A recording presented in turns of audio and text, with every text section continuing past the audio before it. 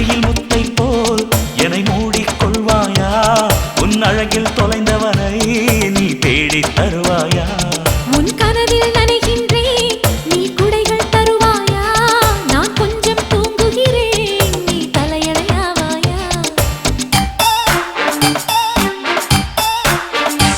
நீ காதல் ஓவியனா ஒரு கவிதை நாயகனா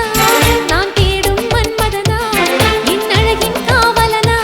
கடப்போதும் அம்மம்மா நாம் கைகள் இணைவோமா